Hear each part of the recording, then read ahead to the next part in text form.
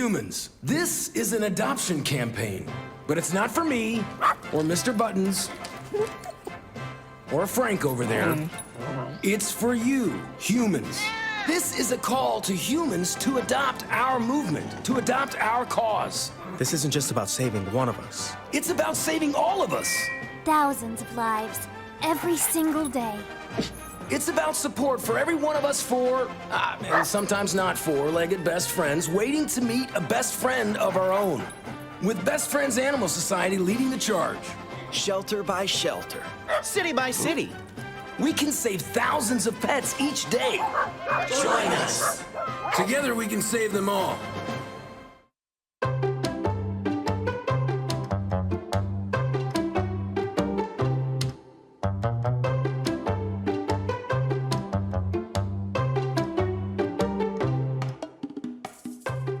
Thank you for joining us for Pet Connect. I'm Tara Douglas.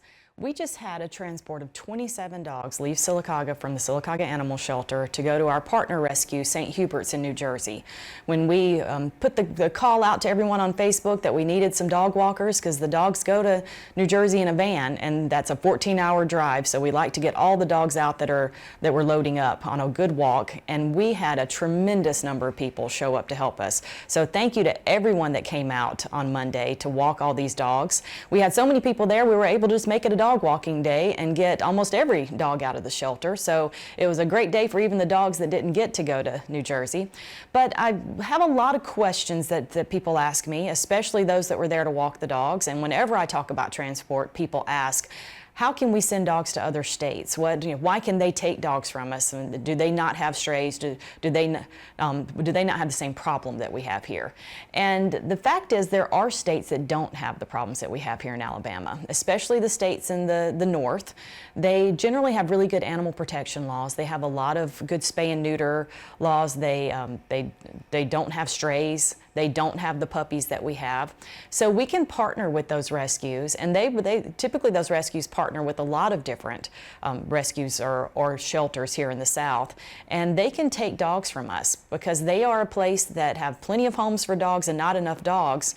And of course, you can see that here in Sylacauga and in all of Alabama. We are a state that we have too many dogs and not enough homes. So you can look at that and look at the different areas of the country. Alabama ranks 49th in animal protection laws in the nation. In New Jersey, they are 14th, so they can definitely take dogs. We send some puppies to Florida. Florida is number 7. And Jonathan and I lived in Washington State for 20 years, and Washington's number 8. And then we lived less than a mile from the Oregon state line, and Oregon is number 1. So the 20 years that we lived in Washington and traveled all over that area of the country, we never saw a stray dog. So a lot of people are very surprised by that. And when I explain that to them, then they understand that we are able to get some of the dogs out and partner with some of these other areas of the country so that we can save some of the dogs in this area. But it goes a lot further than that. People will say, well, why can't we send every single dog from the shelter? We would love to do that. But in order for those shelters and those rescues in other states to get those dogs adopted out, they have to know that they're getting dogs that they can move quickly. So we have to be very selective and very particular about which dogs go. So, a lot of people get upset by that, but, typically, especially our New Jersey rescue, they can't take hounds because people don't adopt hounds in their area. They have to be very careful with huskies and German shepherds. Really, none of the rescues that we work with take pit bulls. And then they also have to look at coloring. They don't take brindle dogs from us. They don't take mini black dogs because, again, they have to be able to adopt those dogs out quickly so that they can bring in more dogs from here or from other partner rescues they have here in the South. And it's not that those dogs aren't good dogs that they won't take. They are good dogs. It's just they can't move them quickly. So when you ask the feral dogs of Avondale Mill, when you ask the shelter for help, we have to think about those things if you have a dog that you would like to surrender or like to go to rescue. And there are lots of things that go along with once we pick out the dogs and send the pictures of the dogs to the rescue, we have to start gathering all of their medical information. So we have all of their vaccinations we have to look at. We've got to look at how just everything about their health history. Because again, they have to have a dog that's very healthy so they can get it adopted out very quickly. And so we have to gather all that information, get its rabies shots, loss, all sorts of things go along with that. And then we have to watch its behavior. So the dogs have to be dogs that will fit in with the family and be able to adopt out very quickly. So all of those things have to be thought out. So not only what kind of dog it is, what it looks like, but everything about that dog. And so that brings us to the need for volunteers, because once we get all of that together, then of course we have to start working on the transport, take pictures of every dog, get the dogs ready to go to New Jersey. And so we're focusing on that one particular rescue because they can take so many dogs from us. But where we have all of the volunteer support, it's not just walking dogs like we had at the shelter on Monday, or we have every Saturday at the shelter. The more people that we get there to walk the dogs, not only is that healthy and great for the dogs and they enjoy it, but we get so much information about the dogs. We talk about that a lot on this show because the shelter staff, they're overrun. We have a shelter that's over capacity all the time. We could send every dog in that shelter in New Jersey, and then the next week would be full again. So you can imagine that they take good care of these dogs, but they can't spend a tremendous amount of time with each one. So when the volunteers come, we can get great information to send to the rescues. And that's important because for those of us that are trying to compile a list of the dogs that can go, we've got to know, okay, how do they do on a leash? How do they react with other dogs? How do they do with people? How do they do with kids in particular? And so all of that information is extremely important. But we also have the addition, if you have time and you want to take a dog out, we have doggy day outs. You can get a ton of information about these shelter dogs that we can give to the rescue. So that is a life-saving support that we can have because we can explain to them how a dog does in a car, how a dog does if they go get a pup cup from Pelicans or from Starbucks. We have some volunteers that take that extra step. Warren Hobson and his wife Diana, they have taken dogs overnight. So that is an amazing resource that we have because we've got some dogs that have been at the shelter and we have no idea how they'll react in a home.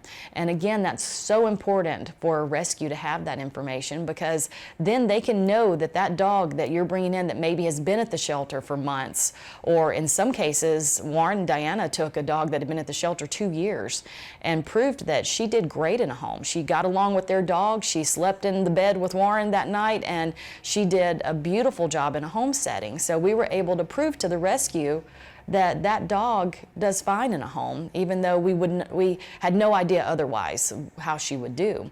So if you're willing to take a dog home overnight, then that's great also. But this particular transport that just left, we had a dog on it that was born at the shelter in April.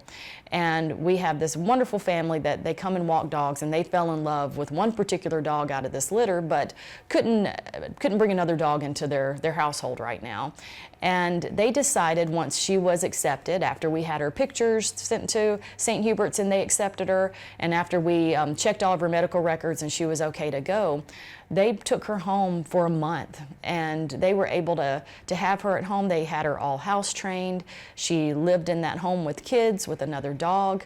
And so even though she was born at the shelter and we had no other information about her other than interactions through a shelter and kenneling standpoint, that family was able to show the rescue in New Jersey that she is an excellent dog and will do a great job in a home. And they actually, all the dogs got there yesterday morning, and she was the one dog out of the 27 that they absolutely fell in love with. So we are so excited to have opportunities like that.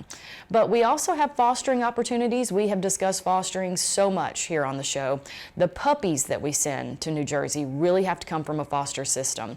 And we've been building our foster network. If you're ever interested in fostering, then that is another way that volunteers can help tremendously. So let us know if you would like to foster, because we can also know that the puppies that we load up on that transport are healthy and happy and have come from a very good situation in a home setting. But these are some pictures of some of the dogs that we sent. Actually, every dog in this picture came from foster. So the 4 black and white dogs were the ones that Jonathan and I had. And it's really a lot of fun to have the puppies around. I always say that it's fun to have puppies to play with, and you don't have to train them because you know they're going to be leaving your house and going to somebody else to get raised. But these are some of the other dogs. The dog in the middle there, Sable, was one that Warren and Diana took home for an overnight stay to show that she did great in a home. Lexi there in the middle on the right, she was the dog that was born at the shelter, and Lexi was the one that got to go with the Jennings family for a month. So we have so many great stories from these dogs. Maggie was a stray that was found under our house, and Nola up in the center there, she was found with Maggie. So all of these dogs have a great story, and all of them have been able to show up in New Jersey. Some of them may have already been adopted. Typically when we send dogs up there, they're gone within a couple of weeks. We have a few dogs that take a little bit longer, but they just have, again, the homes and the availability up there. And to get these dogs out of here, let me add one other thing. In order for them to go to New Jersey, they all have to have health certificates. And health certificates mean that they have to be examined by a vet, and then all of the adult dogs have to have a rabies before they can leave here. And we had the great opportunity to have Sylacauga Veterinary Hospital. Dr. Gilliland and two of his vet techs, Sarah and Cody, came to the shelter, did exams on all of those dogs. We had 28 dogs at that point that they did exams on, and gave rabies shots and got them ready. So thank you so much to Dr. Gilliland and his staff for doing what they did to help us get these animals out of here. And it just takes so much. It takes a community, and it takes all of our volunteers. We've got volunteers that take beautiful pictures, not only just fostering and walking the dogs. We've got volunteers that help set up the transport, that help clean the van before they go. There's just a great network of people here, and we appreciate everyone in the community that help out with it. And if you're ever interested in doing something, then there are all kinds of opportunities for volunteering. And even if you don't have the time, and if you don't have people donate toward these transports, because these transports are all paid for by our donations, so by donors through the Feral Dogs of Avondale Mill. So the shelter doesn't have to be strapped with having any of their funds go toward this. It's all just volunteers that agree to help get all this put together. So if you are willing to help, let us know. And even if you just see that we have a post about it and we're trying to get donations toward the transport, share that post. That can be helpful. But above all, if we spay and neuter our pets, then we will not have these issues. We do not sadly need this number of dogs that we have in this area, in Alabama in general. If we spay and neuter, then maybe we can work our way up from 49th in the nation to up higher. But thank you for right now, for everyone who's helping us. If you want to come out to the shelter and meet Lucas, Lucas is a year old. He is a very sweet dog. He just came to the shelter on New Year's Day, and he is one that will be in the running for our next St. Hubert's transport in April, but we would love more than anything to help him find a home before April comes. So if you're interested in meeting Lucas, come with us this weekend. 11 to 1, we'll be walking dogs, or go out and meet him at any point. And let's see if we can keep him from having to be on that transport and a 14-hour drive up to New Jersey in April. Thank you so much for joining us. If you have any questions about the transports, if you have any questions about volunteering, please message us at Feral Dogs of Avondale Mill, or you can message the Sylacauga Animal Shelter. Thanks for joining us today, and we'll have more Daybreak after these messages.